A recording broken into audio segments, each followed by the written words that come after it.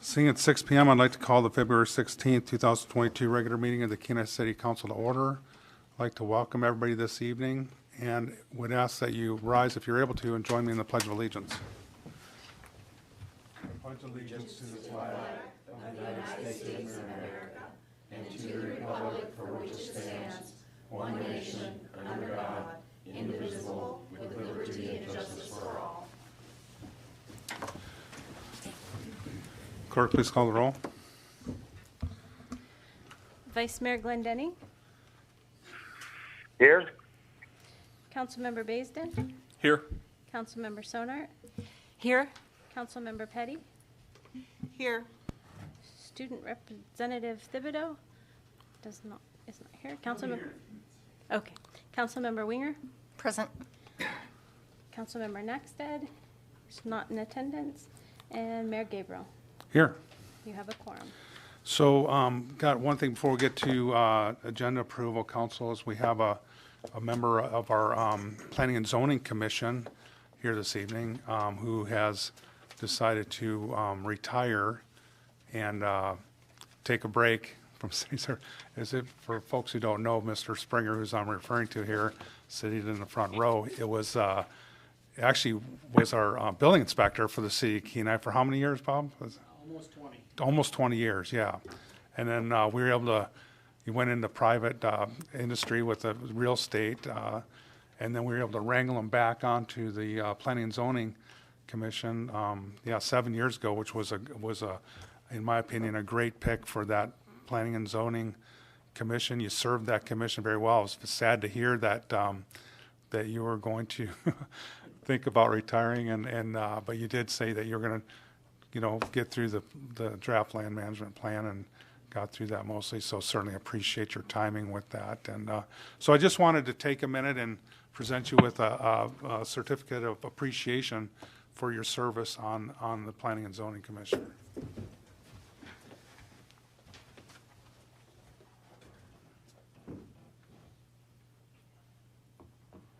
So this is a certificate of appreciation. It's presented to Robert Springer in recognition of 7 years of service to the City of Kenai as a Planning and Zoning Commission member. Sincere gratitude from the City Council and City Administration for your dedicated years of service is hereby expressed by my signature and seal of the City of Kenai. Great. I actually kind of like it because I haven't signed this yet, so I'm going to sign this. If you got something you want to say with your word. Oh, it was a privilege and an honor to serve. I did enjoy it. Thank you. Mayor, can I make a comment while you do that? Thank you, Bob, for everything you've done. Bob and I got to work together probably for about 10 years when I was a fire marshal and a building official. I know that you're going to be missed with all your knowledge that you bring to it, so thanks for everything that you've done. Enjoy your retirement. And I would just ask that if you get bored and you do want to reconsider, just let us know, okay? All right. I appreciate it. Thank you. Thank you.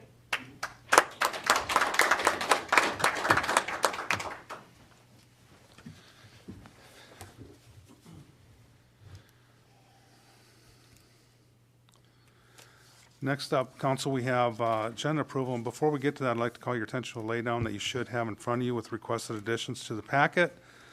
Action, add to item D1, public hearing, ordinance number 3270-2022. Public comments requested by the city clerk. Action, add to item D1, public hearing, ordinance number 3270-2022. Council comment requested by Council Member Naxted. Action, add to item F1, public hearing, resolution number 2022-04, amendment memo requested by the city manager. Action, add to item H1, commission committee reports, council on aging requested by Councilmember Naxted. And add to item J1, city manager report, mid-month airport report requested by the city manager. Pleasure, council. Councilmember Baisden. I'll make a motion to approve the agenda as amended. I will second. Ask for unanimous. Thank you. Unanimous consent was requested. Is there any objection? Seeing none, the agenda is approved. Next up, we have the consent agenda. Pleasure, council. Councilmember Vason. I'll make a motion to approve the consent agenda I'll second. and ask for unanimous. Thank you. Is there anybody on the body that would like to amend the consent agenda at this time? Seeing none, I'll ask the clerk to please read the consent agenda into the record. New business action, approval of bills to be ratified, brought to you by the administration. Action approval, purchase orders over 15,000, brought to you by the administration. And introduction of ordinance number 3273-2022, accepting and appropriating 2 grants from the Derek Kaufman Fund through the Alaska Community Foundation, and 1 donation from the Friends of the Kenai Community Library for the purchase of a bike repair station, brought to you by the administration. And that is your consent agenda. Thank you, Madam Clerk. Is there anybody from the general public that would like to comment on the consent agenda at this time, which was just read into the record? See none, we'll bring it back to council. Was there anybody online, Ms. Sainer? I see no hands raised. Thank you. See no comment on the consent agenda, we'll bring it back to council and note that unanimous consent was requested. Is there any objection? Seeing none, the consent agenda is approved. That brings us to scheduled public comment. We got Jody Stewart here, Leslie Rohr, 2022 Kenai Peninsula Project Homeless Connect. Good evening, Council. Hello. Mayor Gabriel, thank you so much for having me again this year. As we have our lovely technician working to make sure that I don't mess this up too much. So Leslie is here to answer any questions afterwards that I can't answer, as well as Kathy Gensel is on Zoom in case there's something that she can answer that I cannot. So this is the yearly time that I get to come and present how the last Project Homeless Connect went. I'm going to give you some data. I'm going to talk about some things as things are moving and shaking in regards to addressing homelessness in our community. And a big thank you to the City of Kenai for all of your support over the last several years. We greatly appreciate it. What you do for those that are experiencing homelessness and near homelessness is unmatched, so I appreciate it.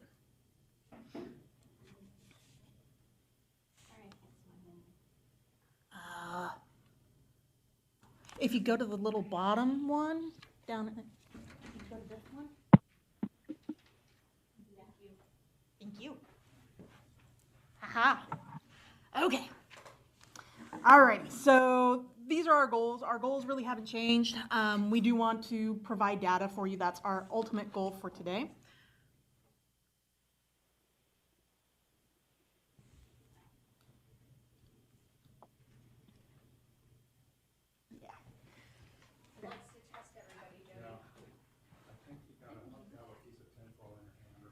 Apparently I don't have quite the magic, but I know that she's got my back, so. Silas, come on, please. No worries, thank you. So the next slide that you're going to see is going to talk about our organizational structure. So things have changed. There's been a lot of things moving in regards to housing and homelessness. What you normally hear about is Project Homeless Connect, but this time around we're also going to be kind of giving you a bigger picture. So if you could go to the next slide for me, please. Thank you. So this is really where we are. Our Kenai Peninsula Continuum of Care, which the entire Kenai Peninsula is a part of, including the city of Kenai, has been for many years, 11 of them in fact, putting on Project Homeless Connect. We now have a sub-entity under this Continuum of Care, which is the Kenai Peninsula Homelessness Coalition. It's very new. This has been spearheaded. We've got a strategic plan. There are things moving in that. So you might start hearing that term now. You might be seeing that logo. When you looked at our report, that is now kind of our logo at the top as well. The important thing to notice about this is that the Continuum of Care is our funding. The coalition is about striving to end homelessness. That's what we're doing. And then Project Homeless Connect is our one-day event that kind of addresses things on a one-day aspect. So point and time count is really important with this. If you'd be so kind to go to the next slide. And this is where the data starts. So COVID is the ugly child that I can't get rid of. And so we've taken out all of the rest of the data because all of the previous data doesn't really compare because we're comparing like apples to Timbuktu. It really doesn't matter. So this is the 2020 to 2022 data. This is specifically how the COVID impact has occurred. These are the number of participants. As you can see, there's a steady decline in participants, and we have a couple of theories about that. Next slide, please. This is our females, males, disabilities category. I want to bring your guys' attention back to disabilities. Disabilities are exceptionally high. This is the area that concerns us the most because people that are having housing issues and disabled, this is that much more difficult to find them appropriate housing. Next slide, please. For this year, the data shows that really most folks were living in non-habitable locations, and the rest of them were living with friends, family, neighbors, whoever will let them couch surf. So that's interesting to see. But again, because of the fact that we have such a decline in participants through COVID, that has impacted our numbers. Next slide, please. People want to know why people are homeless, and really there's no good answer to that. I like to say every single time I come before you that we are one major catastrophe ourselves away from homelessness, whether that be an eviction, job loss, spouse dies, you get a divorce, you wind up with adding additional family members in and suddenly you can't take care of things. Any number of reasons can cause this issue. And our stats really do say that. Domestic violence is also on the list. Loss of jobs specifically always makes the list because that is a part of the problem as well. Next slide. I think might be... So with this one, we asked people, where did you sleep on January 25th of 2022? So this is the point in time count. This is where the statistics come from. We don't ask them, where did you sleep a week ago? We didn't ask them where you're sleeping tomorrow. All we care about is the night before the Project Homeless Connect. And what that does is it gives us an opportunity to report that to HUD. HUD then gives us funding based off of those numbers. So the more accurate that we can do a count, the more money that our communities get from HUD. As you could tell from the previous slides, that's been an issue because of COVID. Next slide, please. So this year, when we asked people kind of where you're staying, 31% said that they were homeless, 3% said that they came out of some sort of institution, and 65% were in some sort of temporary or permanent status, but not something that they would call their own home. Next slide, please. This one always bothers me. I want to bring your attention to how many times people have been homeless, so that 4 or more times in their life, 15% of the people that were there had been homeless 4 or more times. Next slide. So we asked people, what could you use? What do you need? How can we be the best stewards of funds? How can we outreach better? What can we do to make this problem go away? So 89% said that they would use a cold weather shelter, which over the years we have been talking about a cold weather shelter. So that's still something that they would use. Their primary needs included transportation, employment, and food, while their secondary needs were medical, Social Security information. So trying to sign up for Social Security, which is very complicated and very time consuming and often requires a residence address. So if you don't have that, really hard to do. And clothes. This was a really rough winter, as the weather outside dictates it still is.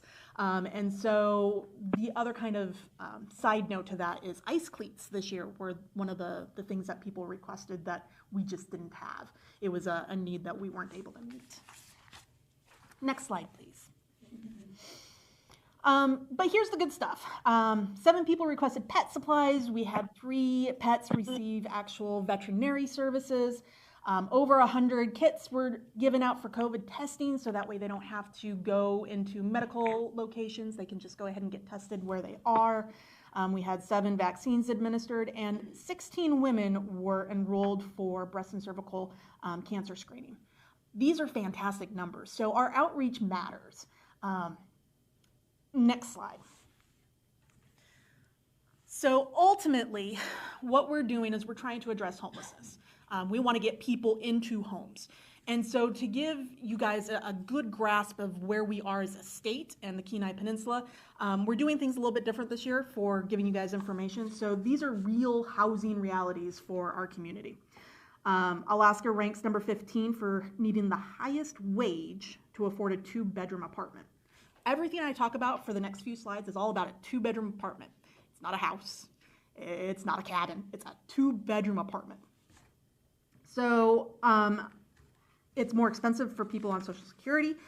And if you wind up paying more than 30% of your income on your housing, that's considered non-affordable.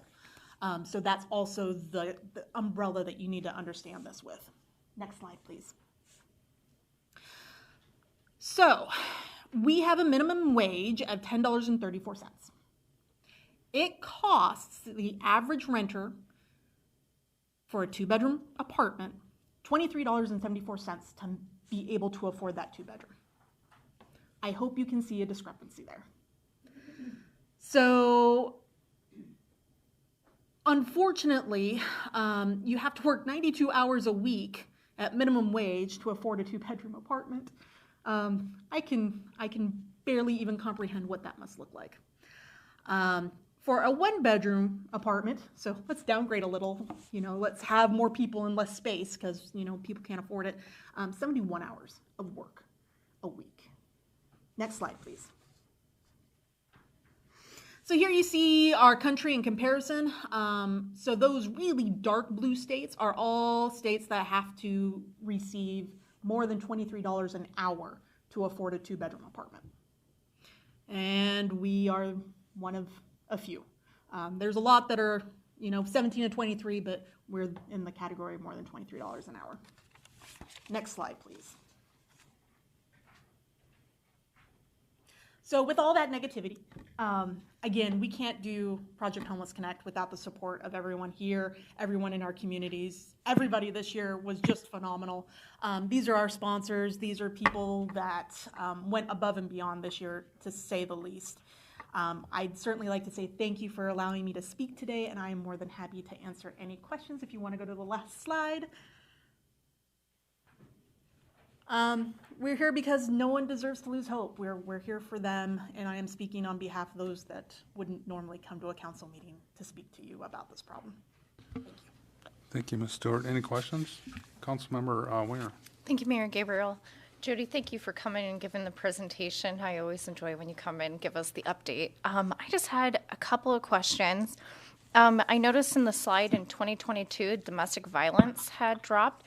Do you know why there may be a drop in that statistic over the previous years? I wish Sherry was here because she would probably be able to answer this more thoroughly. Leslie, have you heard a new reason? I kind of, through COVID and people being isolated, there's fewer reports of domestic violence. But fewer reports. So they're going underreported. Okay. And so, yeah, don't think that just because it's fewer reports that we've solved the problem. That's why I was hoping you could kind of elaborate on that, because I think we're seeing that at the school level too. It's not that the neglect or stuff went down, it's just being stuck. There was less reporting that ultimately went on. And then my second question, Mayor Gabriel, Yes, if I may. follow. In your slide that said non-habitable living, what would be the definition of that? Is it just the tents that we had seen, or would that be the RVs that we see parked all around town, people living in that? Would that be in that consideration of non-habitable? So you want to tell them the HUD definition of non-habitable? Any place not meant for human habitation on a regular basis.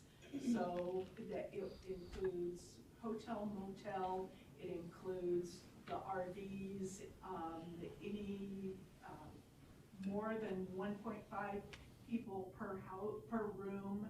Connexes, Is sheds. so any place that is not meant for human habitation. All right, thank you. And I have one last question. Can you give us just a little update on the homeless shelter and how that's helping these efforts that's going on in Nikiski? I know that might be a little different than what you came to talk to us about. I feel like they go hand in hand.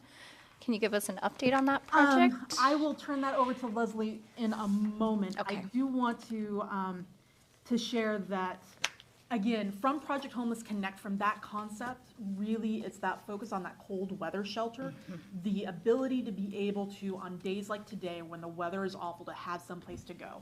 Although the Nikiski Shelter of Hope is fantastic, it doesn't address all of the need. It's 22 beds. So with that, I'll turn it over to Leslie to give you an update on the shelter itself. Yeah, so we currently have 18 residents. Can you step up to a mic? Just right here's fine. So thank you for the question. We currently have 22 beds. We have 18 people in residence at the shelter. We have a family with 2 children, a single dad with 1 child. The rest are all singles, several of them with disabilities. It's unfortunate that we can't have more than 22 beds, but that's all we're allowed to have at this point. And when people come into the shelter, they come in for 30 days. And they work on a PATH program. It's personal acts towards health, and we try to get them ready for permanent housing within that first 30 days. If they're working their program, then we will extend them another 30 days, because our biggest issue on the peninsula is lack of affordable housing. We have a 7.3% vacancy rate.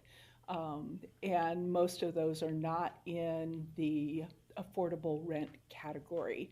And so getting people into housing is extremely difficult. Thank you. I appreciate you giving us that update. Councilmember Petty? Yes, I'd very much like to thank you for this presentation and the insight and information that you shared with us. When you gave the statistic about paying more than 30%, that would be unaffordable housing. Did that include utilities? It does not include utilities. It includes simply just the roof over your head. So it is only included in that rent concept. And again, this information is, it's done at a state level. It looks at the state as a whole. So it doesn't, it gives some data per boroughs, and we're about kind of midway down for the cost of things. But if you were to add utilities in, the likelihood that it goes well beyond that 30% is actually. Councilmember Sonart? Jody, thank you very much for your presentation tonight. I'm looking at your charts, like on page 10 and 11, and I just want to make sure I'm interpreting them correctly. I like charts, by the way, and I like colored charts, so thank you. So I'm looking at this year, 2022, and I know that we're only 2 months into the year. Is this calendar years we're looking at, or fiscal years, or? Okay, so when you hear the year, it is again Project Homeless Connect point in time. So it is that one date in January for each year. So it doesn't encompass a full year. It is only looking at the day prior to our Project Homeless Connect of that year. Got it. Thank you. Any further questions? Councilmember or Vice Mayor Glendenning, do you have any questions? No, thank you. I do not. Okay. So just as I'm looking at I think it's your second chart there that graphs your participation, and maybe I just missed it, but you know, obviously COVID, I think you look at 2020, which was when COVID was just emerging. That was January of 2020. I think it was like day one, I guess, right, of COVID, and then you go 2021 and 2022, and it drops consecutively. So you've got a graph there, it looks like about, 60 participants maybe, or somewhere in that range. But what I was wondering, what is what is the number in households? What does that represent? So it was 68 individuals that represented 122 total people. Okay. So including the households, 122. That was for this year. And just to kind of clarify a little bit about the 2020, although it was kind of at the beginning of the pandemic, that was really when the most impact of we couldn't be next to each other was in place. And so we actually extended that over a 10-day period. That was the only year that we did it over a 10-day period, which I think shows, when we go out to the people and find them, those numbers go up, but we still didn't get to all the locations. And then the year after, where we still couldn't have an indoor event because heaven forbid, then people just stopped showing up. We're talking about people with massive disabilities. When you look at those slides, these are people that have severe health issues. Of course they would be afraid to come in and be close to each other, to other people that may be sick. I mean, there's so many reasons why that drop in 2021 happened, and then I believe continued fear and health issues for 2022 accounts for a lot of the drop. Okay. Thank you. Any further questions? Student Representative Thibodeau. Thank you for the presentation. Apologies for me being late. But do you happen to know how many children are among the homeless or any of that? So for Project Homeless Connect, I can give you how many were recognized that were under a particular age, which is less than 18. We had one person show up, and then between 18 and 24, which is also an age that is viewed for youth purposes, or youth homelessness, was another individual. So there was 2 people that showed up at Project Homeless Connect. But So I can tell you, these are not Project Homeless Connect numbers. These are data from Love Inc. And there was like 293 children in the 0 to 11 years of age. This was 2019, 2020 grant year numbers. So we know that there were at least, and then the next, the 12-year-olds to 17 was like 114. So you've got a good 400 students under the age of 17 that are homeless. Thank you. And just for clarity, is that a representative of the Kenai Peninsula, or? Yes. I mean, because I think you guys do one event here in Kenai Soldotna area, I think, but that you don't have another one at home or no? So Yes. that, Yeah, we do. We have. so is we that have an event- aggregate number then? Right. Okay. That's an aggregate number. Okay, very good. Okay. Any further questions? Well, I'd like to also echo the comments that I think Councilman Weir said, that we certainly appreciate you coming in and presenting. It's good information for the city to be aware of. Certainly, I know COVID's kind of thrown a curveball at just about everybody regarding, good data, but certainly it still gives us an inkling of what's going on out there, and certainly appreciate your willingness to come in and present. thank you so much for having us. We greatly appreciate it. And again, thank you so much for your support. Thank you. Thank you.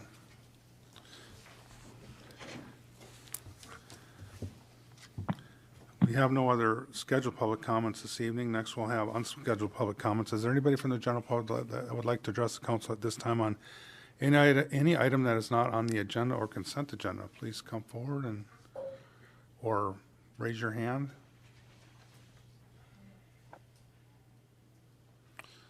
Seeing no one wishing to testify, we'll move into public hearings. First up, we have item D1, ordinance number 3270-2022, increasing estimated revenues and appropriations in the general airport, senior citizen, and water and sewer funds, and authorizing a one-time premium payment to eligible employees. Pleasure, council. Councilmember Winger.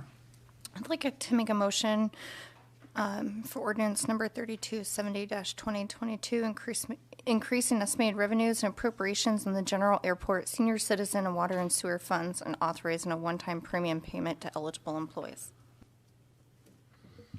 I will second that. Is there anybody from the general public that would like to speak to ordinance number 3270-2022?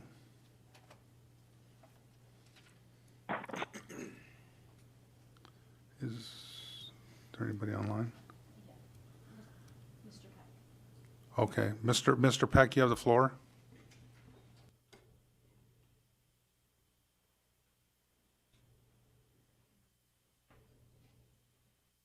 Mr. Peck, you're muted.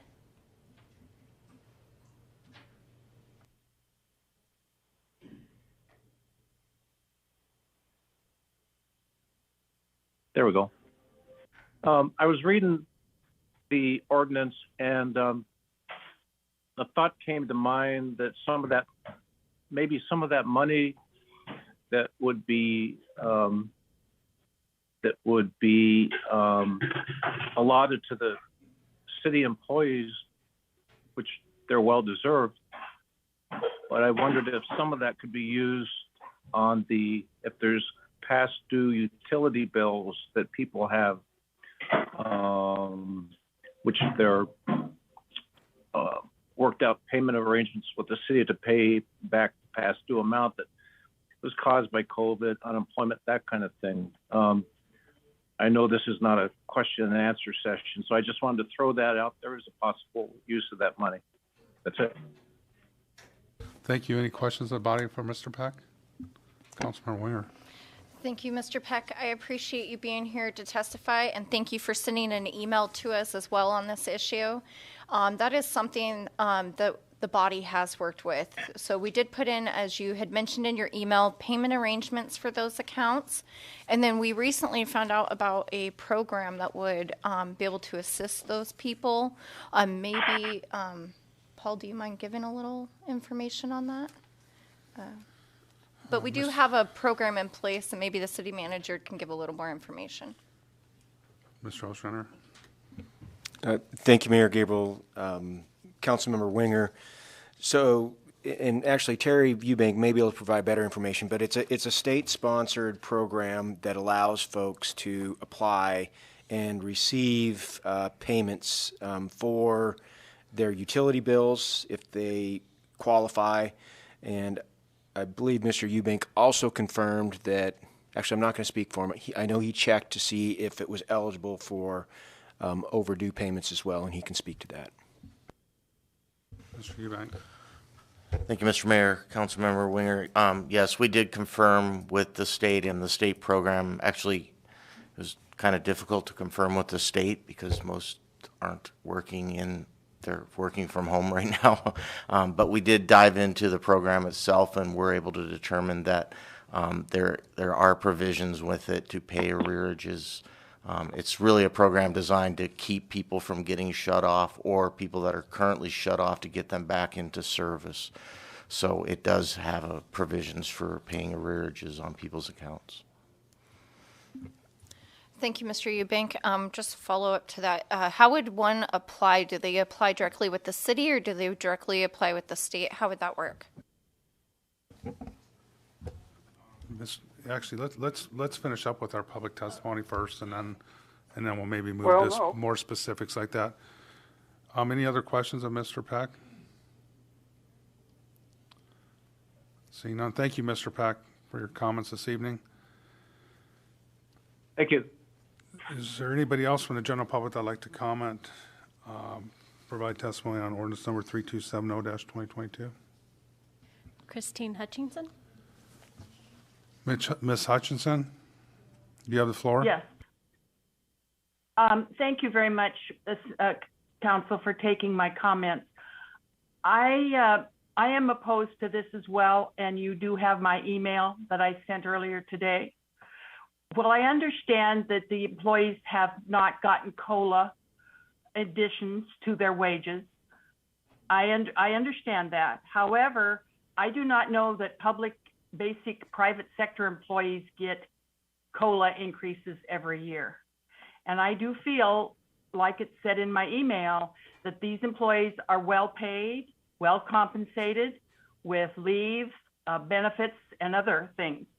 However, I do believe there are some capital projects that could benefit the entire community that this money could be used for.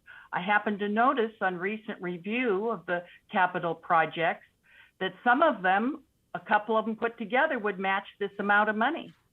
That would be something where the community could all be benefiting from the monies, not just the city employees. Also, do we have rates for health insurance coming up in the future tied down, considering the current rate of inflation? I heard today, listening to the legislature with regard to Medicaid, that the cost of medical is going up and going up. And then we have our inflation rate kindly delivered to us from Washington, D.C. So I think the money would be better used to apply to those things in long term than just distinguishing, singling out our city employees. Now, I appreciate all the things that the city employees do, conscientiousness of the clerk and the people that plow. I'm not discounting that in any way, but I don't think they're any more exceptional than the people who have done all the rest of the stuff in the communities to get the food on our tables and get us taken care of in every little way that they do. So I just don't understand singling them out for specific recognition just because we have the money. So for that purposes, all that I've said, I'm opposed to this. Thank you, Ms. Hutchinson. And just for clarification, only just because you mentioned about it, I think you mentioned that the city clerk was conscious, but she would actually be one of the employees that wouldn't be eligible for the, there's our three employees, our city clerk, city manager, and city attorney that would not get this. But that's just wanted to. Well, she's done a good job, and she's been very conscientious in her short time there. But I'm still opposed to it. Yeah, very good. Thank you, Ms. Hutchinson. Any questions of Ms. Hutchinson? Seeing none, thank you very much for your testimony here this evening. Is there anybody else from the general public that would like to testify to ordinance number 3270-2022?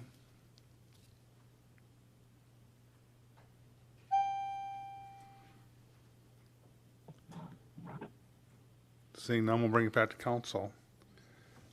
See, we got three sponsors on this. Does anybody want to open up any of the sponsors? Councilmember Sonart. Thank you, Mayor Gabriel. When I think back to March 13th, 2020, and the president declared a national emergency, the irony that it was a Friday did not escape me, Friday the 13th.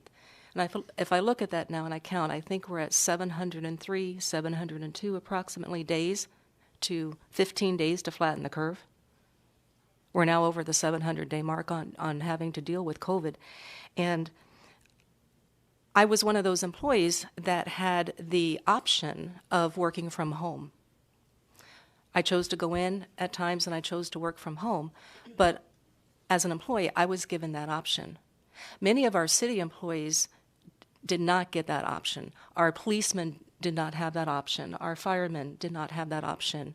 Our other city people that work here in City Hall may or may have not had that option, but I know our first responders did not have that option. And they've been out there through the entire pandemic, helping to keep our streets safe, helping to keep our city safe, responding to calls, responding to emergencies, all the while in the middle of a pandemic.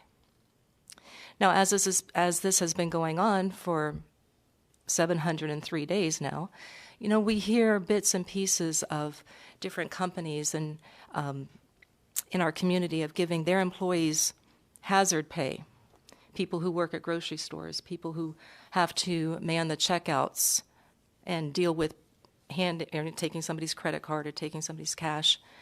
And they've had bonuses along the way. They've had hazard pay. Our first responders have not. And after 2 years of being frontline on a pandemic and not having the option of Zooming in from home, I look at this as this is our way of saying thank you for all that you've done to help keep our community safe. And thank you for being willing to work on the front lines in the middle of a pandemic. Further comments, testimony? Councilmember Winger? Thank you, Mayor Gabriel. I too agree with a lot of what Ms. Sonart said. I mean, here we are 2 years into a pandemic. We've asked a lot from our employees. We've asked for them to come in and work shorthanded, work extra task at hand. There were a lot that did not have the option to work at home, from librarians that did come in and check out books. We had the senior center. We had people that worked in the kitchen to pump out more meals to seniors stuck at home than they have in the past. They weren't able to meal prep those at home. They had to come in. We have roads crews, police, dispatch. I mean, we've asked a lot of our people. I think we've been mindful on navigating through this entire time. However, in the end, it's, we need to be saying thank you. Thank you for sticking with us. Thank you for believing in us. Thank you for working for us. And knowing that they've seen, we've all seen it.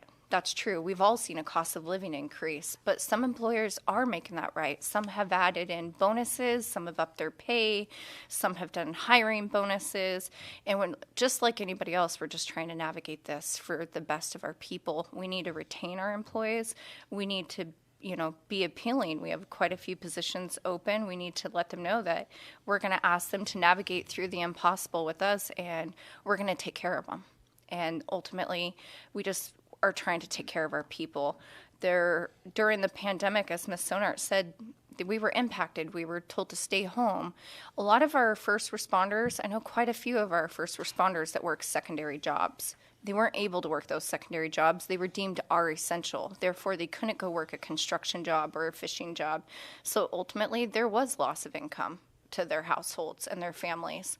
And that is something that we should be mindful of too, is we deem them to be are essential, in any work that they do to supplement their incomes, maybe they just had a wife stay home and they have a new baby, all is going to come from that secondary income that they did not get that year. So we have seen impacts across the board to all of our residents, and I think many different people are trying to navigate that. The borough just gave, they gave their teachers a $1,500 bonus, because again, it's something that we're all trying to navigate with our employees, to retain them, keep them happy, and let them know how much we appreciate them. Overall, it's how much we appreciate the work that they've put in. So I just want to say thank you to all of our city employees, and I appreciate you sticking through with us. Any further discussion? Councilmember Mayor Gabriel? Oh, yes. Go ahead, Vice Mayor Glendenning. I just briefly chime in. Part of the theme and theory of this premium pay is that in our current budget, the inflation that we experienced was not forecast, and this, as is mentioned in the memos included with this ordinance, this creates the understanding that we recognize that there was an increase in costs to our city employees that was not forecast in the budget, and this is just a means of a makeup, if you would, and I just want to point that out. Thank you. Thank you, Councilmember Basin. Thank you, Mayor Gabriel. I don't disagree that we try real hard to take care of the employees, and I think it's shown by what this council has done during this event, just what we recently accomplished at the last meeting with additional leave. I think we want to go out of our way to make sure that they're rewarded. A few issues that I have with the ordinance is reading through it, and I know that anytime we do these type of things, administration helps us with this too. Is a lot of it is dealing with COVID issues and the inflation issues that we're dealing with right now. A lot of it is based on our federal government and what they have done to us over this last year when it comes to printing money, incentivizing people not to work. The inflation is not just COVID. There's a lot going on with what we're dealing with at the federal level. The bills that they pass with the funding here recently, again, we're dealing with trillions of dollars This is not going away. We're gonna see, in my opinion, we're gonna see inflation at a high level for many years.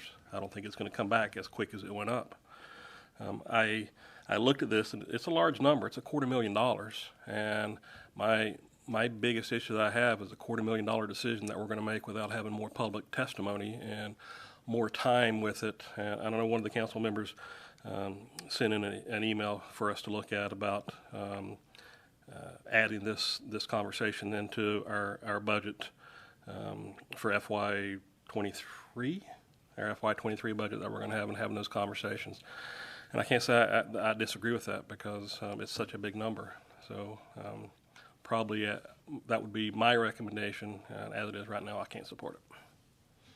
Thank you. Further comments? Councilmember Petty? Thank you, Mayor.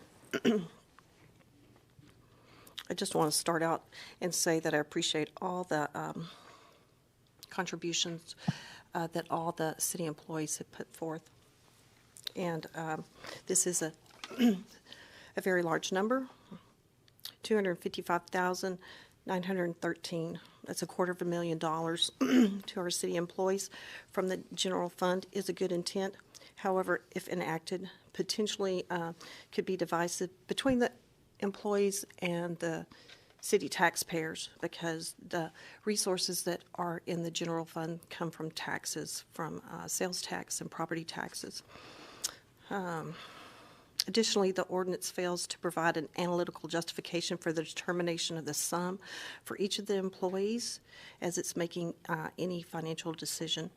I can't just justify why city employees are more deserving of these funds, $2,000 each, than our city taxpayers working to make their ends meet in the same environment.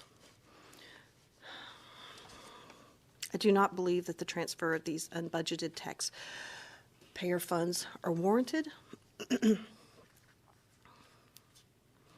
The ordinance attempts to justify a one-time payment to the employees based on impact of COVID and the recent consumer price index increase, both which were felt by all of the city citizens.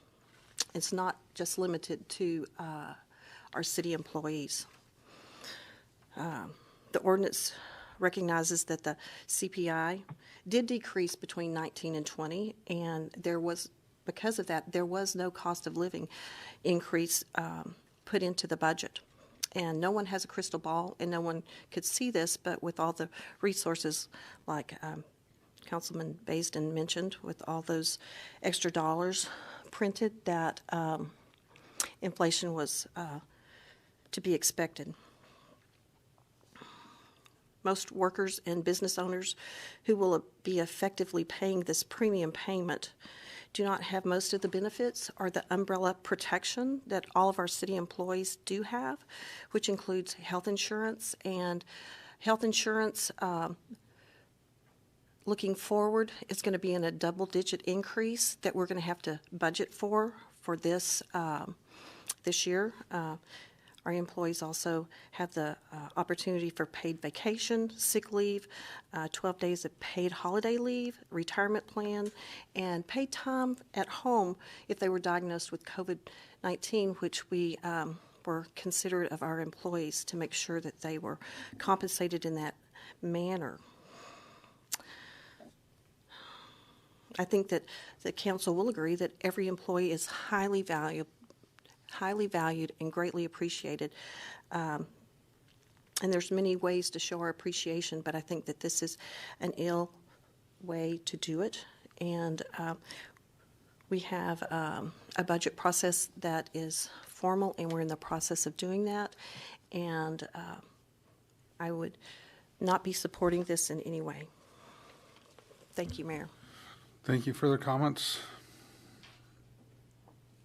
I guess I could just weigh in here real quick, because I think it is one of these issues that when there's a vote on this particular type of issue, that the people of the city should understand the reasoning why you voted the way you did.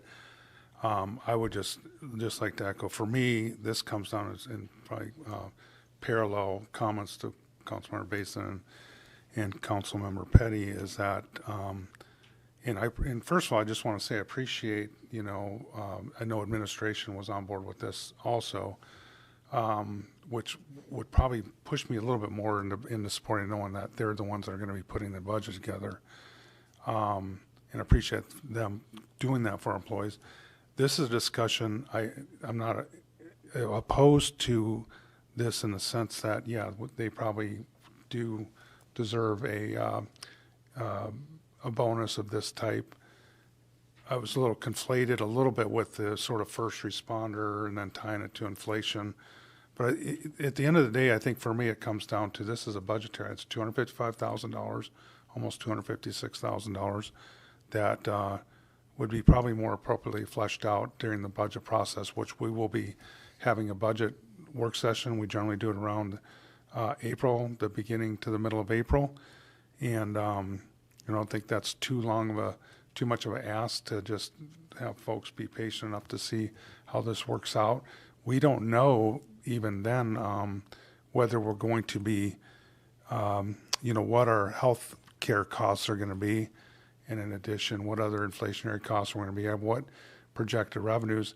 And I don't like the idea of not having all that information before I make a decision like this, because I don't think it's fair to possibly say, hey, we need to raise the sales tax or raise the mill rate, the property mill rate. We don't know if that's going to happen, but I don't think it's appropriate to turn around and have to do that at that time. I know we're not going to try to do that, and I'm an advocate of that. But again, without having all the pieces to the puzzle, for me, this is a budgetary discussion. I think that's the venue in which it should happen. So with that, I'll be opposed. Any further discussion? Councilmember Winger. Thank you. Is there a chance that we could have City Manager Ostrander weigh in on why we were advised to bring this off budget cycle? Because that was advised by administration. Would we be able to get a weigh in on that? Well, I think for us, it's our decision to make at this time. I mean, administration did supply a memo to the packet, which was pretty straightforward. So I think for us at this point, it's just our discussion. I don't think I would hear anything that would change any of the minds here. Any further discussion? Seeing none, clerk, please call the roll. Councilmember Petty? No. Student Representative Thibodeau? No. Councilmember Winger? Yes. Councilmember Gabriel? I'm sorry, Mayor Gabriel? No. Vice Mayor Glendenning? Yes. Councilmember Baisden? No. And Councilmember Sonart? Yes. You have 3 yes and 3 no. Ordinance 3270, 2022 failed to enact. Thank you. Next on the agenda is item D2, ordinance number 3271-2022, increasing estimated revenues and appropriations in the airport land sale permanent fund to transfer earnings to excess of budgeted amounts to the city's airport fund. Pleasure, Council. Councilmember Baisden, or Make the motion to enact ordinance number 3271, 2020, increasing estimated revenues and appropriations in the airport land sale. Oh, I'm on the wrong one, right? Am I the right one? yeah, number D2. Yep. Increased estimate, okay, with airport land from the permanent fund to transfer earnings in excess of budgetary amounts to the city's airport fund. Have a second. I'll second that. Is there anybody from the general public that'd like to speak to ordinance number 3271-2020? 2022, rather, I'm sorry. Anybody online? There are no hands raised. Seeing none, we'll bring it back to council. And maybe if I could get administration, or maybe Terry through administration, to just give us an overview, because we have sort of related sister ordinances here, item D2 and D3. Mr. Ostrander. Thank you, Mayor Gabriel. Yeah, please, Mr. Eubank. Thank you, Mr. Mayor. So ordinance 3271 and 3272, they do kind of go hand in hand. Each year we estimate through the budget process what the projected earnings of the city's permanent funds are going to be. And then at the end of the calendar year, which is halfway through our fiscal year, about, probably 8 months, 9 months after we make those original estimates, we get to see how good my estimates are. And I'm wrong every year, just so everybody knows. In this case, calendar year 2021 earnings were in excess of what was projected when the budget was put together. So this provides this increase in the appropriation or the transfer from the permanent fund, in this case from the airport permanent fund to the airport, and in the case of Ordinance 3272 from the general land sale permanent fund to the general fund, just maximizes the allowable amounts that we can transfer out of those funds to the operating funds. So that's the purpose of these two ordinances. Thank you, Mr. Eubank. Any further discussion from council? Seeing none, clerk, please call roll. Councilmember Weir, Yes. Mayor Gabriel, Yes. Vice Mayor Glendenning, Yes. Councilmember Baisden, Yes. Councilmember Sonart, Yes. Councilmember Petty, Yes. Student Representative Thibodeau. Yes.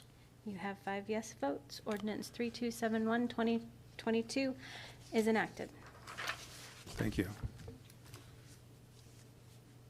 We have 5 votes, did you say, or 6? 6. Yeah, 6. Sorry. There you go. Yeah, okay. Different numbers I'm learning. Yeah. Yeah.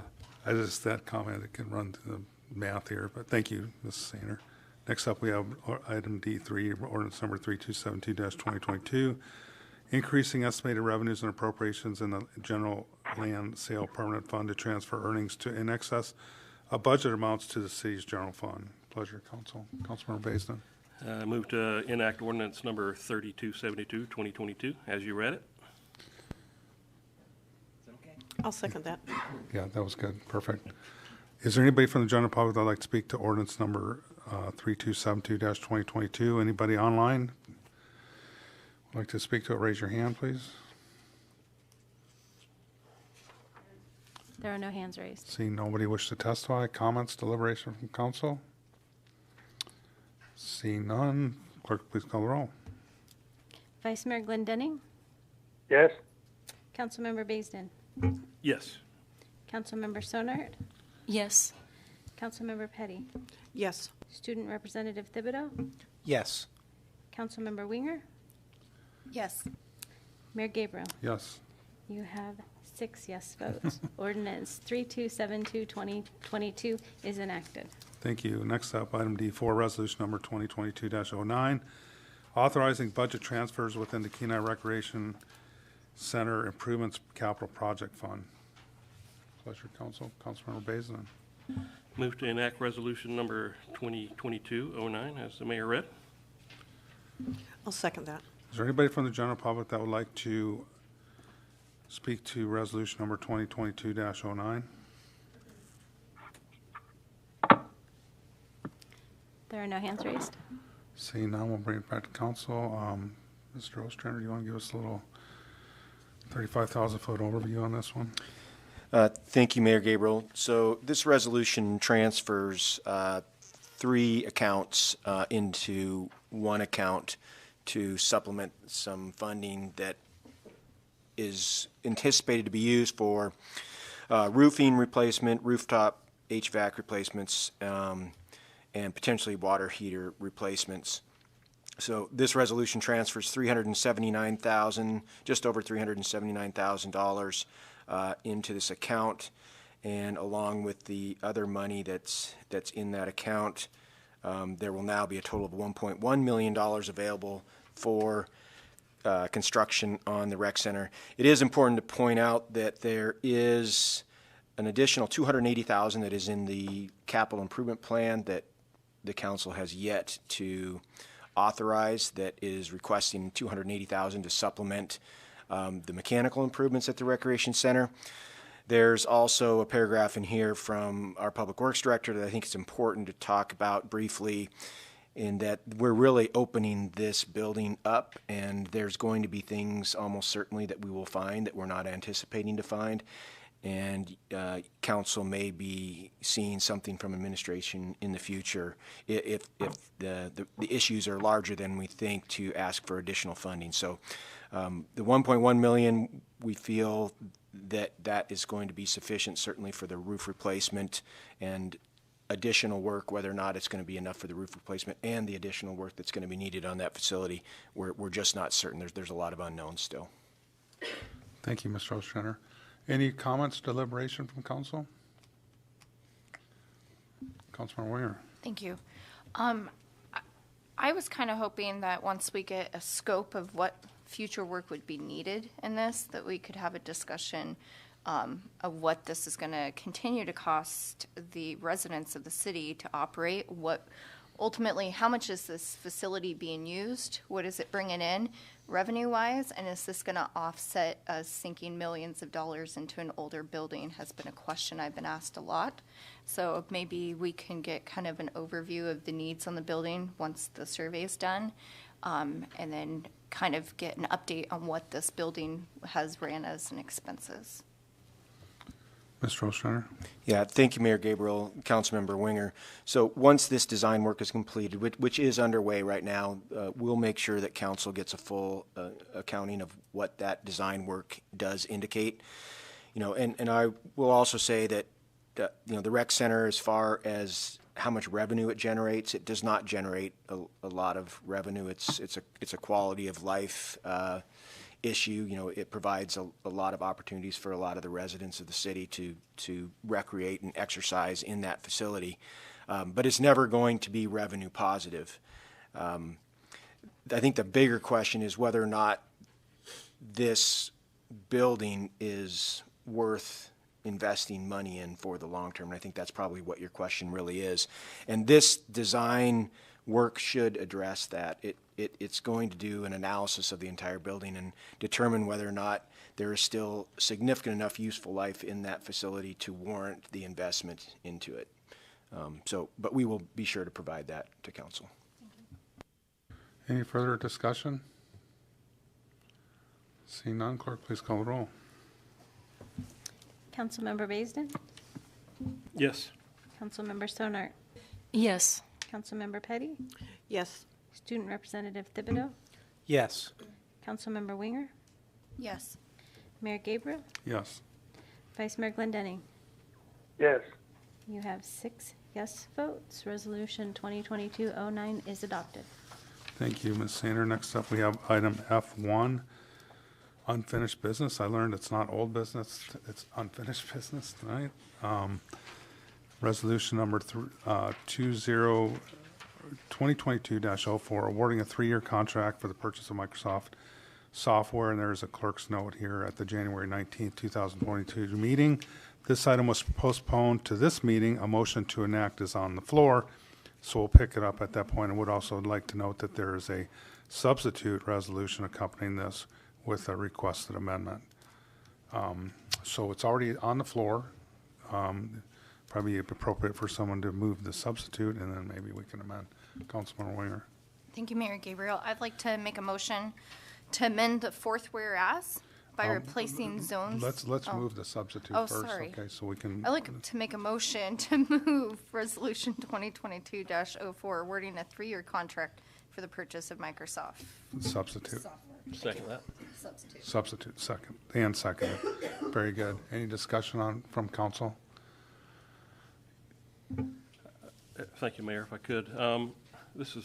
Can we have unanimous consent on that, so we can actually Ask approve for it? unanimous consent? Is that what Very, you're looking very for? good. Any objection to unanimous consent to move the substitute? Seeing none, we have the substitute before us. Councilmember Basin. Now we can discuss, I'm sorry. Yes. Sorry, Mayor. Now we can discuss amendments. I proposed guess amendments, or- just a question. I know that we had to go out a couple times for, it looks like for the vendor issue. Have we ever looked at alternatives within the city besides using Microsoft Office or Windows and being tied into it? I know as governments we're typically tied into it, but you know, now with I mean, whether you're dealing with Apple or Microsoft or Linux, has your IT department ever brought you anything different? Is there anything else that we could look at that mean, we spend a lot of money, I guess, as a government agencies when it comes to this. Is there anything out there that we can do any better? Mr. Ostrander? Thank you, Mayor Gabriel, Council Member Baisden. That I'm aware of, our IT manager has not looked at alternatives to Microsoft Office. I will tell you, it is integrated into everything we do every single day, so it would be an absolute enormous change if we were to ever change away from that. I'm not sure if Mr. Eubank can expand on that. He actually manages the IT manager, and he may be able to tell us if there's been any discussion of a move to different software. Mr. Eubank? Thank you, Mr. Mayor, Councilmember Baisden. We have had discussions, just, I will honestly say I think they're more cursory discussions about, potential open source type alternatives or solutions out there. And, it just hasn't had, I think considering the impact on all of the operations that we have and everything we have, we just haven't seriously considered that as of yet as a true alternative for the city. If I can just follow up, Mayor? Yes, follow up. Thank you. Yeah, and I get that, and I know the most important thing to you is make sure your spreadsheet works properly. So you're going to be tied into Excel and all the features there. There are definitely. I mean, there's other products out there that's definitely in the open market. I don't know if it's something that at some point that our IT professional maybe should just look at to see if it's viable or not in today's world, because it has changed quite a bit. I mean. We're using iPads up here right now. We wouldn't have been using iPads 5 years ago or how many years ago because it was an Apple product, and you can have Microsoft products on here, but you can also have Apple's products on here that will work, will integrate with Microsoft. So if you're doing a spreadsheet on Excel, it'll work in Numbers, and vice versa. If you want to go to Linux, they're going to make sure they work with the main projects, I could probably set a computer in front of you that had a Linux-based system on it with OpenOffice, and you'd be able to work just like you could in Microsoft, I guarantee you. So it's just something that I think we should look at. And if he comes back and says, no, it's not worth it because it would kill me to do that, I understand. But I think it's something that I see just on some of the research I see. Some of the other government agencies are looking at it because they are spending so much money on licensing. Any further discussion? Councilmember Sonart. Thank you, Mayor. Could I please have clarification on the fifth whereas? Because it looks to me like the bidder name and the amount do not match. So maybe I'm reading this wrong. Mr. Ostrander, the fifth whereas, did you say? Yeah, thank you, Mayor Gabriel, Councilmember Sonart. So the amendment that's in your packet addresses that. The chart in the substitute resolution in your packet is incorrect, which is corrected by the amendment in your laydown. Then it will make sense. Thank you. Which I would be happy to entertain at this point, so we can get that out of the way. If anybody dare, Councilmember Winger. I'd like to do it correctly this round. I'd like to make a motion to amend the fourth whereas by replacing Zones LLC in the second line of the bidder table with Insight Public Sector Incorporated, and by replacing Insight Public Sector, Inc. in the third line of the bidder table with Zones LLC. I would second and ask for unanimous. Thank you. Unanimous consent was requested. Is there any objection? Seeing none, the amendment is approved. So we do have resolution number 2022-04 substitute as amended before us. Any further discussion? Seeing none, clerk, please call the roll. Councilmember Sonart? Yes. Councilmember Petty? Yes. Student Representative Thibodeau? Yes. Councilmember Winger? Yes. Mayor Gabriel? Yes. Vice Mayor Glendenning? Yes. Councilmember Baisden? Yes.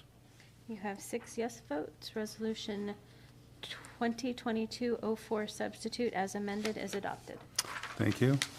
Next up, we have item G3, action approval, confirmation of mayoral nomination for appointment to the Planning and Zoning Commission.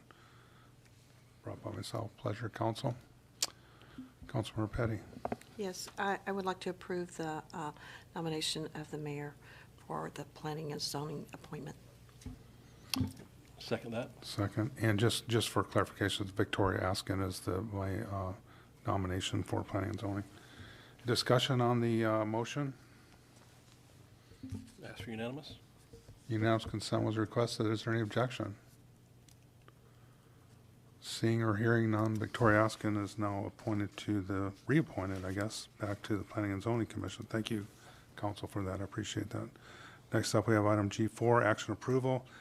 Council on Aging bylaw amendment. Pleasure, Council.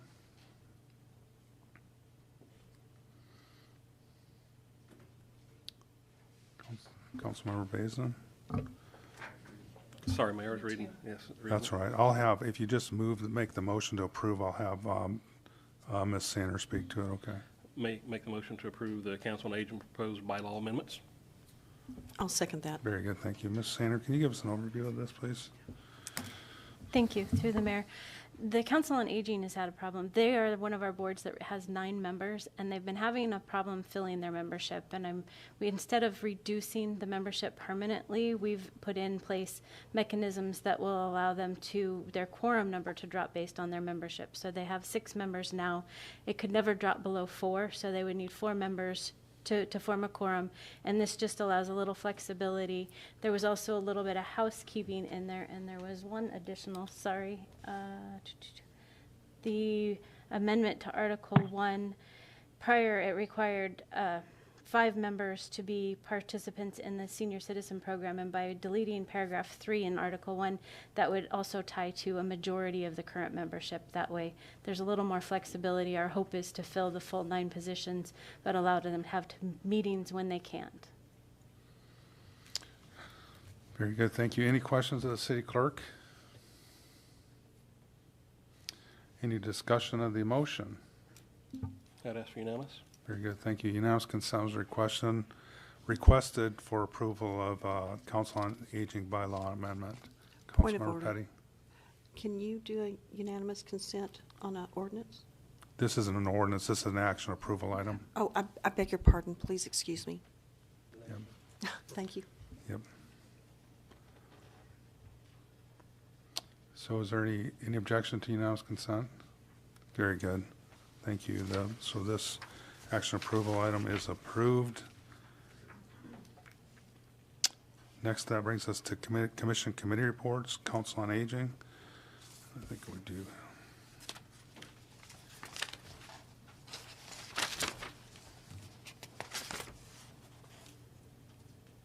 So we do, that was, Councilmember Naxted's not here this evening.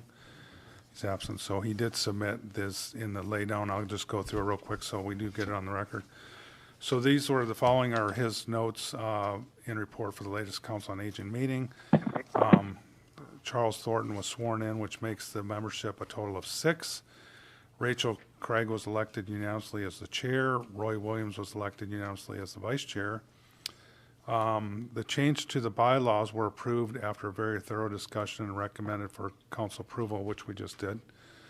The Council on Aging has recently had difficulties establishing a quorum of 5 since the bylaws required a 9-member membership. This revision allows for the quorum to be a minimum of 4 if the point of membership is 7 or less. The membership discussed the 2022 goals. They agreed that a need survey be sent to residents and other seniors for ideas. A work session will convene on April 28th at 2 p.m. to discuss suggestions and to formulate a long-term strategic plan. The meeting in March was canceled, so the next scheduled meeting is April 14th. Other items discussed, the March for Meals is scheduled for March 25th, so get your pie recipes ready. And when that becomes available, could you send out an invite to the council, please, for that? The membership showed appreciation for Scott Curtin for his continued effort in the consideration of backup generator for Vantage Point, even if it only powers the furnace and possibly the elevator. A big thank you is requested to be passed on for the excellent snow removal maintenance the city has received this winter. And there was a general discussion about the desire to get seniors to come to the Senior Center for Meals and Fellowship rather than having the meals delivered. apparently some have gotten out of the habit of attending in person since the pandemic. And with that, that concludes the March 10th, 2022 Council on Aging report. Next up, we have Airport Commission. Thank you, Mayor. The Airport Commission met back on February the 10th. One of their major actions was to recommend approval for their capital projects file that was put in front of them, and they did make a recommendation to move that forward. And their next meeting is March 10th at 6 p.m. Have been dealing with some airport issues when it comes to snow removal. I'm going to let the city manager talk about that in his report, if that's okay, and I'll leave it at that. Thank you, Councilmember Basin. Harbor Commission. Yes, thank you, Mayor Gabriel. I'd like to thank Councilmember Naxted for filling in for me on February the 7th. The report goes as such. Elected chair was re-elected Mike Dunn, and then vice chair was re-elected Nate Berga. And the new business that was discussed and recommended was unanimously approving the capital improvement plan. And then the discussion that followed was around bluff erosion project and future possibilities of enhancing dredging of the Kenai River. The next meeting is scheduled for March the 7th. However, it has been canceled, so our next meeting will be on April the 11th. Thank you. Thank you. Parks and Recreation Commission. Thank you, Mayor Gabriel. The Parks and Recs Commission has not met since our last meeting. However, they will be meeting tomorrow at 5:30 to go over the capital project, the budget as well. That's all I have for that. Thank you. Planning and Zoning Commission. Thank you, Mayor Gabriel. Planning and Zoning met on February 9th. We had our newly elected vice chair run the meeting, Alex Dothett. He did a great job running that meeting. One thing that we went over was the capital projects. There was some question about the Willow Street project, kind of where the road repairs were going to go. They wanted to see the road repairs be done past the animal shelter, and Mr. Curtin was there to kind of explain why we're doing that project and the sections we're doing it, being proactive to possibilities of maybe having to replace piping. They don't want to do the road, have to go back and address piping issues and ultimately tear that back out. So that's why that will be done in sections. We were also advised that the Wildwood Drive would also get done this year. Some of the questions were about outdoor event parking, where there would be good outdoor event parking in the city. As far as our capital projects, they approved it. The only concerns that were really addressed was in the 2023, the Nordic ski trail lighting. So with understanding that our budget, we might be looking at other things in 3 years, property tax increase or sales tax increase. They felt that the lights wasn't priority and they moved that down. And the 2026 lights on the project was moved up. And so they kind of felt that they would maybe like to look at getting all of our infrastructure needs done and not just the needs. They did talk about the waterfront community meeting that will be happening. We encouraged people to come out and participate. And there is going to be commissioner training. They sent out a link to all the commissioners that would be able to do that via Zoom. And then my understanding is there will be a work session at 5:30 on February 23rd, and that's to go over process, procedures, Robert's Rule of Order, and that will be with our awesome attorney, Scott Bloom, and awesome city clerk, Shelley Shanger. And that's all I have. Thank you. Beautification Committee. Beautification Committee met last night, February 15th. Sarah Dothett was elected as chair for this coming year, and Lisa Gabriel was elected as the vice chair for this coming year. They went over and discussed the capital improvement plan, and they did discuss the Nordic ski trail lighting project because it was brought forward that planning and zoning was suggesting moving it back to 26.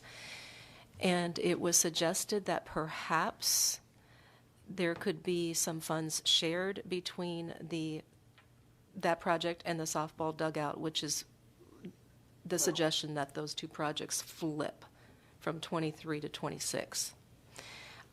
because it was mentioned that the ski trails are used by both of our schools, Kenai Central High School and Kenai Middle School, with our students out there during the winter, and that the lighting would be very helpful to our students who are participating in skiing during the winter. Their next get-together, it will be May 10th, and it will be kind of a two-part get-together. The first part will be a field trip to go around the city and look in on the garden areas and the fountains and the different places that will be planted with flowers during the summer. And then we will finish with a meeting after the field trip. Thank you. What was the date on that? Was there a date on that? May 10th. May 10th. Okay. Can we get an invite to council when that comes available? Next up, we have mini grant steering committee, and we did our last meeting. You guys confirmed Sarah Dothett as another member of that committee, and our first coincidentally we don't. It seems like weird with these mini grant steering committee meetings. We have requests. You know, they sort of come in bunches, and sure enough, when I told her, yeah, we don't meet that often, we got a meeting this Friday, or February 25th.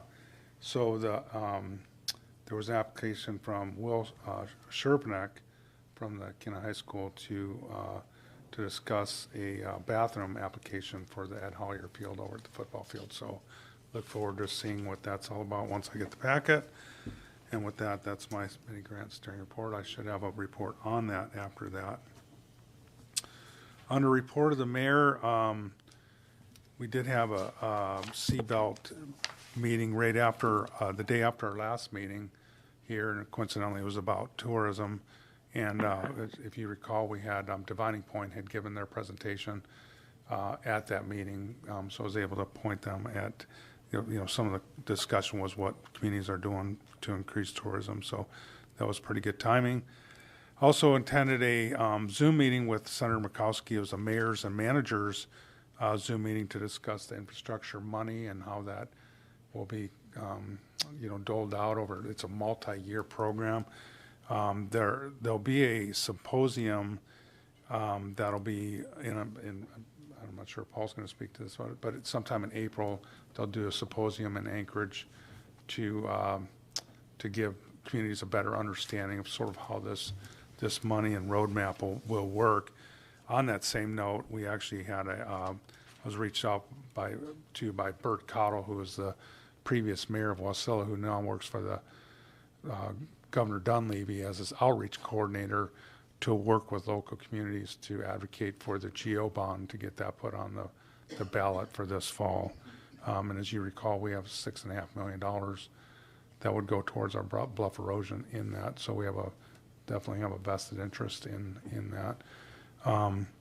One of the questions I had, and hopefully we'll get that information, is to try to get a correlation of how many of these general obligation, you know, capital money projects is going to shoehorn or leverage so many federal dollars, because I think that goes little, you know, it helps your argument when you're promoting something to say, hey, this is not just a one for one. Like for our instance, we're going to look at, you know, $28 million on the federal side, which $6.5 million would help leverage on the state side, and that's just one example. So we're sort of working down that road. I also attended the Chamber Appreciation reception they had over at Kenai Lodge. That was on February 5th. Met our new Parks and Recs director, which I'm sure Paul will speak to in his report. And then lastly, we had a Alaska Bycatch Review Task Force meeting last Friday. It was a really good meeting. There'll be discussion on how to divide up the workload. So there's a committee that's working on coming up with a draft work plan and a subcommittee advisory committees within our committee, because it's such a huge amount of work. We're going to try to divvy up the work within the group there. So with that, that is my report. And I just want to actually close by saying that, you know, just preference my previous comments regarding the premium pay ordinance that I voted against, and just let the employees of this community know that, you know, I appreciate everything that they do for the citizens of this city. They work hard, and to make this the city that it is, I think the best place in the world to live. And like I said, I just want them to know that not necessarily opposed to that, the bonus, but just the process that it was in, and certainly appreciate all the work that our employees do for the city. And with that, we'll go to administration reports. City Manager, Mr. Ostrander. Thank you, Mayor Gabriel. Yeah, and I will start off with our new Parks and Recreation Director is sitting here in the second row, Brad Walker. That's his wife, Jess, sitting next to him. Super excited to have him on board. I think he's going to be amazing. He's only been here for 3 weeks, so I told him that I wouldn't have him come up in here and speak to you folks. So you could pepper him with a bunch of questions, but he did say that he'd show up here tonight and try to get a sense of how the council works. So I'd like y'all to introduce him to all of you, and again, we're excited to have him here. And speaking to the symposium that Mayor Gabriel just talked about, so there is going to be a symposium in March in Anchorage, and I've identified 4 city employees that are going to be attending that. I'm going to be attending myself. Riley Shirtliff, our grant writer, is going to be going as well. Scott Curtin and Elon Conway will be there as well. There is significant airport funds and water and wastewater funds available, which is why Scott and Elon will be there. And Riley is going to be heavily involved in all of the NOFOs, or the Notice of Funding Opportunities, that are released with these funds. I have actually already had Riley go through the entire program and identify those areas that we could be eligible for funding, and then connect those to potential projects that are in our capital improvement plan that could be funded through this. So we are starting to work on it. I hope that we're ahead of all the rest of the municipalities in the state, and we're certainly going to be active throughout. This is even though there's a lot of discussion about the amount of money that's being printed in this country and what it's going to do to our country, this is an opportunity that every municipality and state in the country is going to have an opportunity, and I want to make sure that we're prepared for it. Talking about, we've obviously talked about employees here tonight, but I wanted to talk a little bit about snow and the snow that we've gotten this year. I think this is the most snow we've gotten certainly since 2012, and maybe we're ahead of 2012 even at this point. At our airport, the job that they've done there this year, particularly considering that of a staff of 5, they've been missing 2 staff members for the last 3 months. They've been able to keep the airport functional the entire time, partly because we've been relying on temporary employees, but also because our new airport manager has been working 7 days a week for the last 2 months, working Friday and Saturday, supporting his airport ops staff by getting on a piece of equipment and clearing snow himself. So shout out to those folks there. They've done just an absolutely amazing job. And then secondly, in snow clearing again, our streets department, their work is nothing short of exceptional this year. This afternoon, I drove down Birch Street from 1st to 4th and looked at the work that they had done after, 2 days after a significant snowfall. And the street was perfectly clear, but beyond that, they had already snowblowed the sidewalks completely free of snow, so someone could walk all the way through there. There were no berms on the driveways. I mean, it was just beautiful work that they've done. And those folks spent a lot of late nights and early mornings clearing snow, particularly early mornings when they try to get out and get that snow cleared before the rest of the residents get up and get on their way to work. So, again, appreciate their work.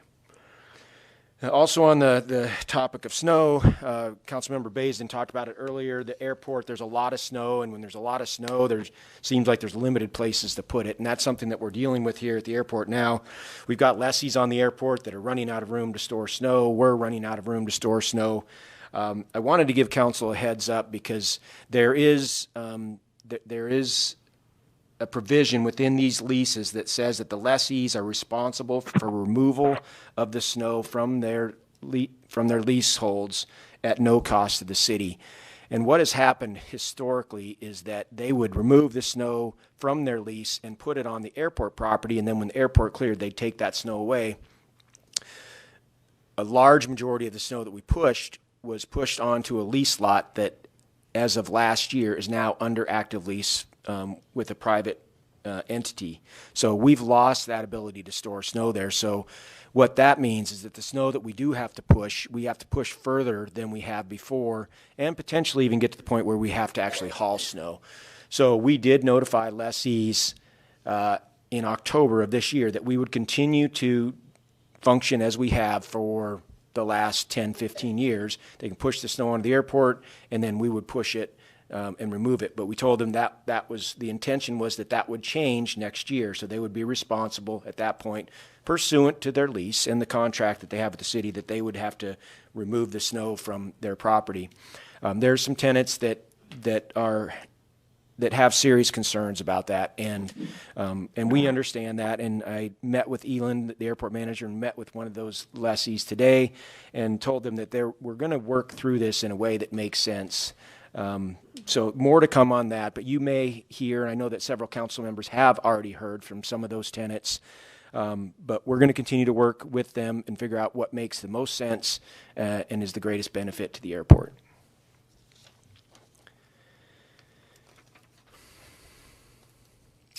At the last meeting, I was asked to give a report at every meeting on the dog park, and I will tell you that until the snow goes away, I see more snow-related comments here. Until the snow goes away, there's really not going to be a whole lot to report on the dog park. But I will tell you that it is a project it's a capital project now.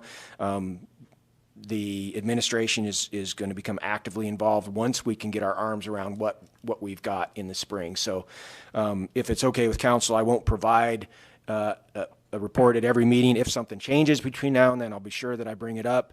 But once the snow goes away, I'll make sure that I keep council apprised of everything that's going on there. And the item that I do report on every council meeting, of course, is the bluff. Design does continue. One of the things we've been working on with the real estate division of the Corps over the last couple of weeks and with our consultant, HDR, is determining which remaining parcels are impacted by the location of the bluff stabilization project. So as council is, I'm sure, aware, we've purchased somewhere between 18 and 21 parcels over the last 6 years so that we have control of the property where that bluff project would go. There's 2 to 3 properties that we identified early on that needed to be purchased that we have been unable to purchase. It may be that because of the active erosion since we started that process that we no longer need those, but we're going to identify those, and if it's determined that we still need to get those, then we will continue to work on that. The reason that we have not been able to purchase them is because the owners have been unwilling to sell them, so we'll have to use different methods to make sure that we secure the necessary control over those properties to support the project. And with that, that's all I have, but I'm happy to answer questions. Any questions of the city manager, Councilmember Winger? Thank you, Mayor Gabriel. Manager Ostrander, I just want to say thank you to the roads crew for working on Birch Street. As you mentioned, there's been, with the snowfall, astronomical drifts. I mean, eat your cars alive by a Civil Air Patrol past the cemetery to First at Birch. So appreciate you guys being proactive on keeping that area cleaned and pushed back, as well as the cliffhanger that's coming off the cemetery expansion. If you don't drive down Birch, the snow was blowing through the cemetery land there. It was creating a monster cliffhanger that, you could almost ice climb up.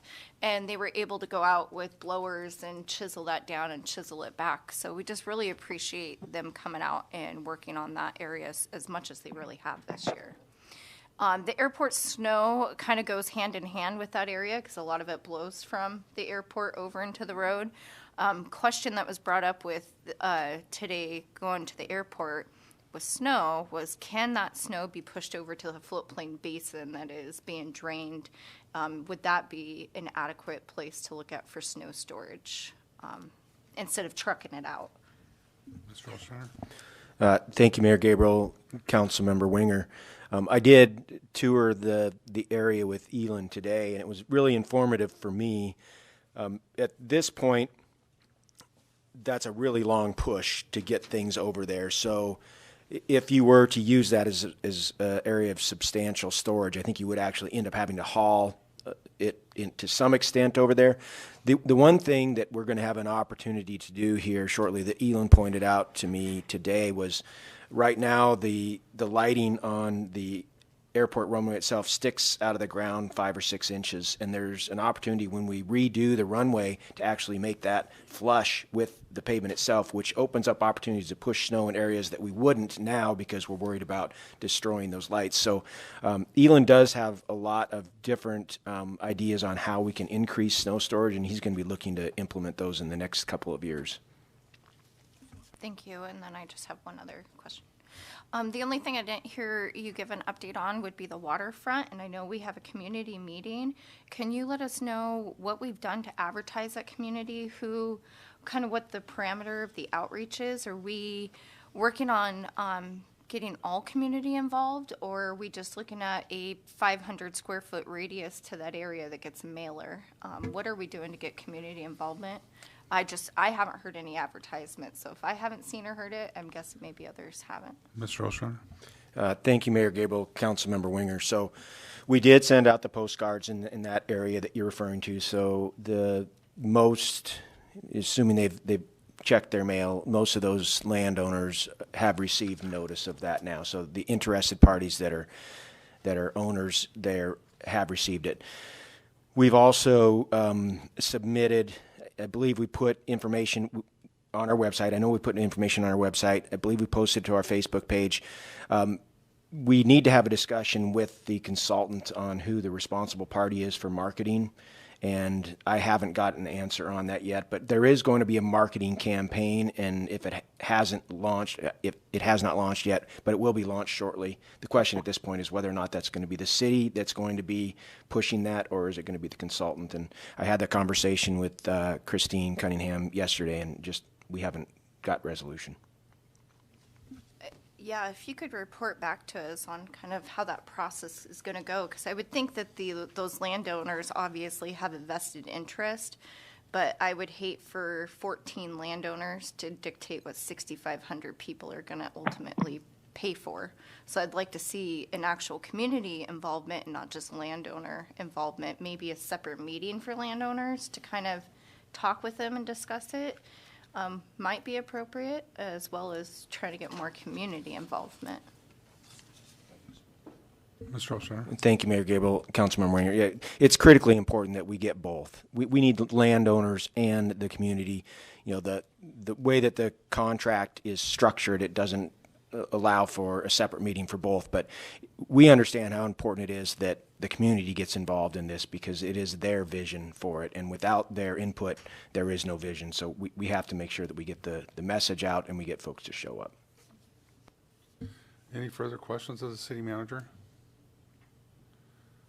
Seeing and hearing none, we'll move to the city attorney, Mr. Bloom. Thank you, Mayor Gabriel and members of council. On Monday, we filed the city's motion to file the amicus brief with the brief. We haven't heard yet from the court whether that will be accepted or not. Homer and Soldotna also filed briefs, as well as the Alaska Salmon Alliance. And that, I don't know how much up to date council wants to be kept on that lawsuit, or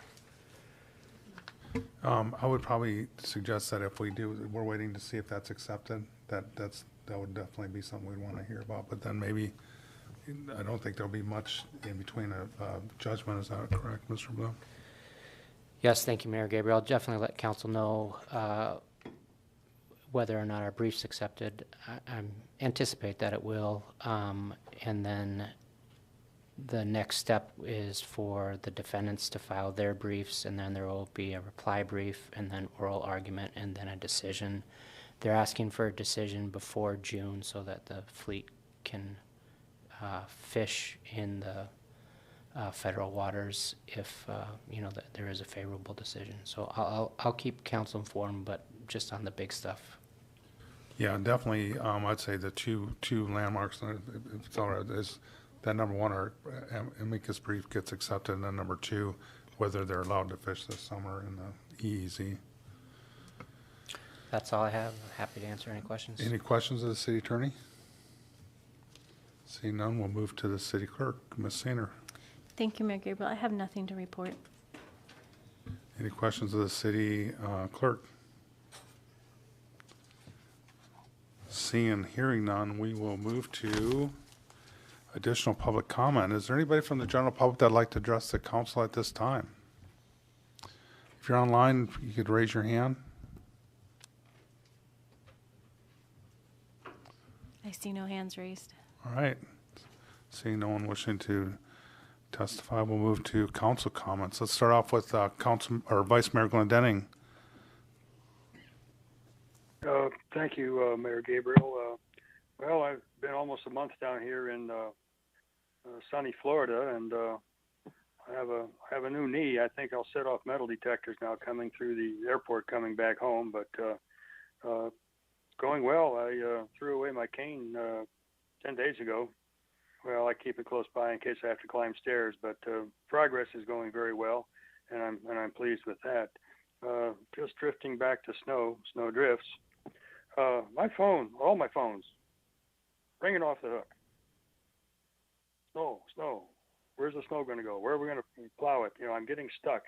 I think when we do our budget and plan for folks, I remember, say from the city side, we declined we're in my view we're one worker short, and maybe we could devise a scheme where we could bring that worker back and maybe share with the airport. I don't know, but the lot that the snow formerly went onto, when that lot was leased, there had to be a declaration that said there would be no impacts. Well, there are impacts, and so I think moving forward with our tenants' leases, I think snow removal should be a devoted task that the airport takes care of, and I know we will find the funding to take care of that and ultimately retain the vendors that we have.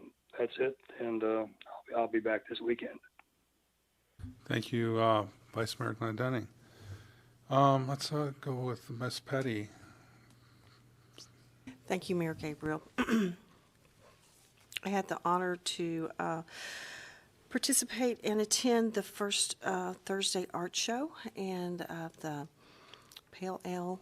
Jail Pale Ale was introduced, and there was a lot of neighbors and friends that were there, and beautiful art that was showcased. And if you haven't had an opportunity to visit our art museum, it would be worthy of your time. I would like to extend a wonderful thank you to the airport crew in diligently removing the extra snow for the year, and their dedication to making sure that there are no flight delays, because that's a major artery for our town. Also, I was out late one night and saw the diligence of the road crew taking off berms so that we could see and be safe as we get around and about town, and would also like to extend a thank you to them. I appreciate the brief that our legal, Mr. Scott Bloom, prepared, and that's going to have I hope that moves forward and is accepted, because it will have a huge impact on our community. And that ends my comments. Thank you. Thank you. Yeah, that actually was a pretty good beer. That was commissioned by Kenai River Brewing. Student Representative Thibodeau. Thank you. First of all, I would like to say sorry for my lateness. That was completely my fault. As to the school, we are very busy. The school is undergoing we are doing a lot of things right now.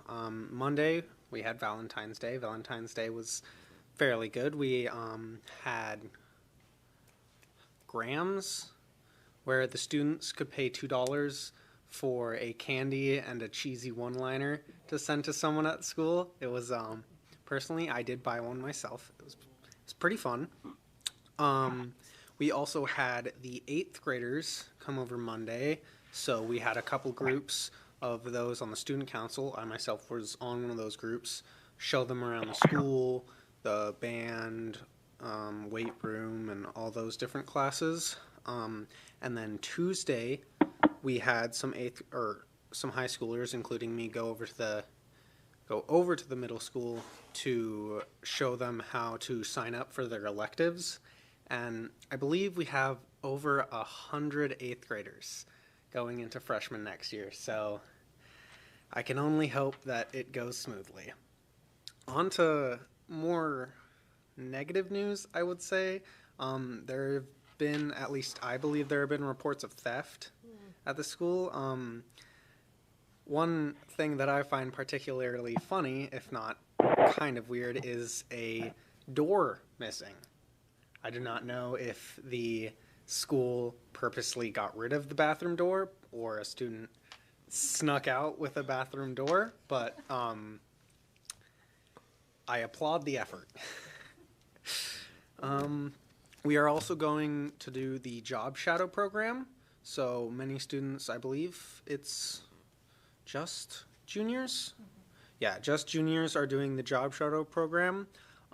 We were going a little late because some new people at the Chamber of Commerce, I believe, is it? But thankfully, I believe everybody has in place. Currently, I have been placed at the Hearth Eatery, so that'll be fun. I do not know much about it, but I hope that seeing from what, Kenai itself has, I believe that'll be a fun experience. And that's about all I have to report at the school. Thank you. Councilmember Sonart. I would like to thank all of the city employees that are involved in the snow removal process, the crews that are out there, the weekends, the late nights. I received a compliment actually on your behalf, so I would just like to pass it along to them. From a Soldotna citizen. There was a grandfather who was dropping off his granddaughter for a piano lesson, and I just happened to mention to him, I wish you safe travels on the snowy roads. And I wasn't expecting a reply, but he said, "Oh, when I come over here to Kenai," he goes, "driving on the Kenai roads is great, is a pleasure here." He goes, "Not so much in the other town." So that's not my compliment. That compliment belongs to our crews, the city workers, and the employees that are out there doing all that work. So thank you very much. Thank you. Councilmember Winger. Thank you, Mayor Gabriel. Some great comments that have came from the body ahead of me.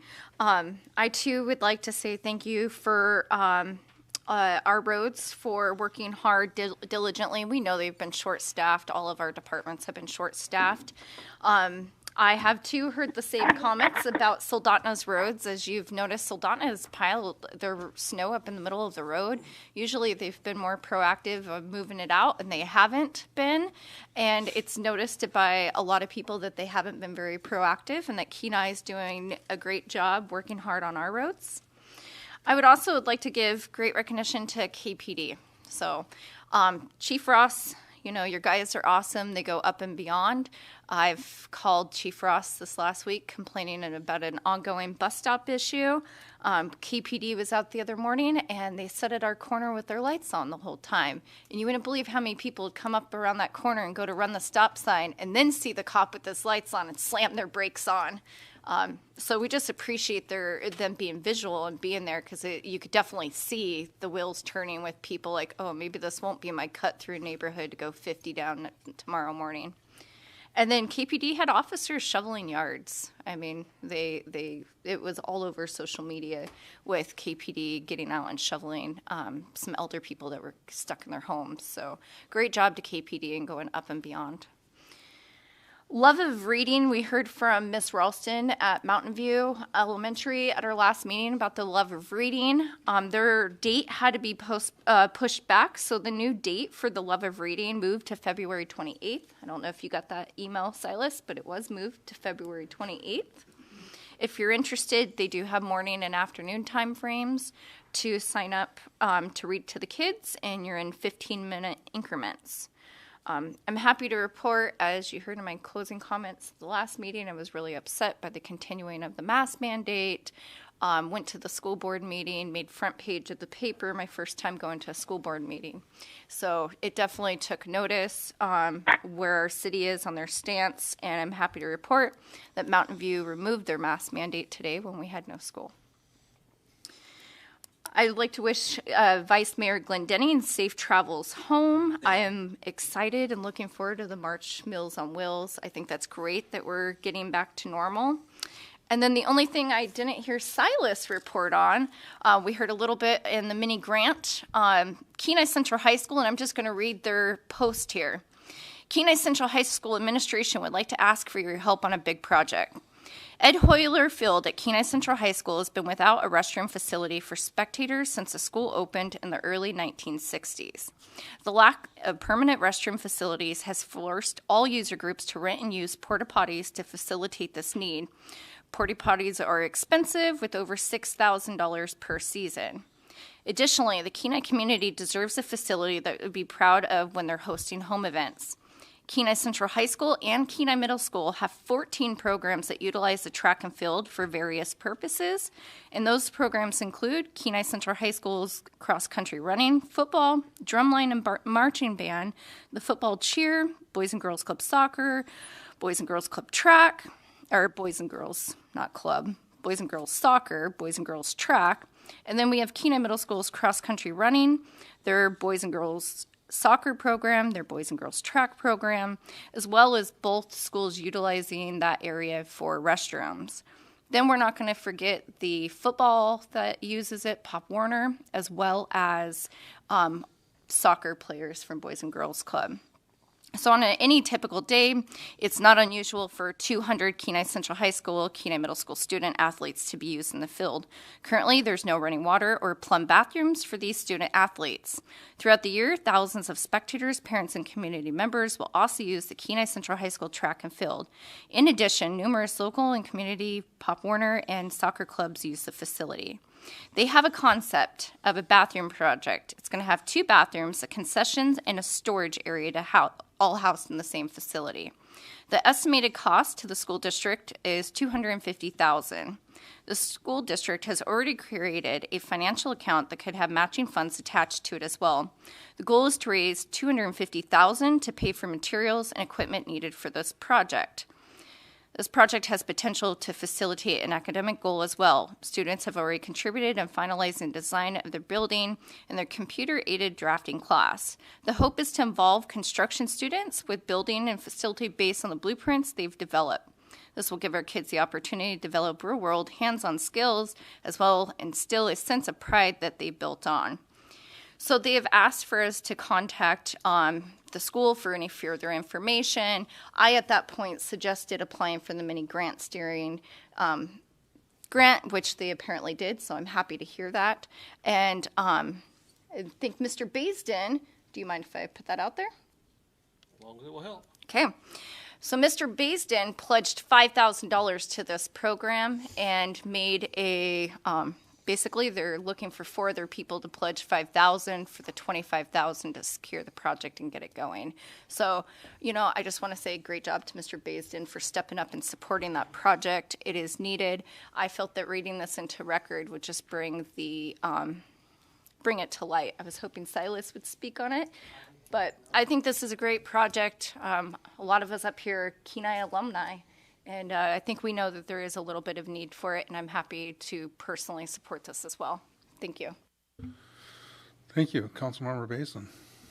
Thank you, Mayor. Yeah, I love the Cardinals, and we'll do everything we can to support them. They've been great with our kids. The Kiski girls and boys basketball beat the Bulldogs last night in a couple of great games, and they've got Seward and Homer coming up 2 games this week. So they're into the heavy play against their division rivals now, I guess as we would call it here on the peninsula. So looking forward to that. I appreciate you showing up at the school district. I was online listening, and I also sent in some comments to the school district about the masking at Mount View. If you've heard me say anything publicly, you know that I'm against what they've been doing to the children. And again, it's never going to go away unless we make it go away. And you can finally see that it's starting to turn, maybe at the national level, but still yet at local and state level, we have issues, and we need to stay on top of it because it needs to come back to being normal, as normal as we can get it, is what I'm hoping. I want to thank the city manager for taking some time today and spending some time on the airport. I got a call just like Councilmember Winger did, and went out and visited with them, and we definitely have to come up with some solutions there, and I appreciate your time. I know you're busy. And thanks for everybody who's doing the plowing of the roads. Don't have anything really nice to say about the police department. I didn't see the chief out there shoveling snow, but I'll save those comments. Thank you. Yeah, he carries a gun. Thank you, council. Good meeting tonight. Seeing no other business before this body, we are adjourned.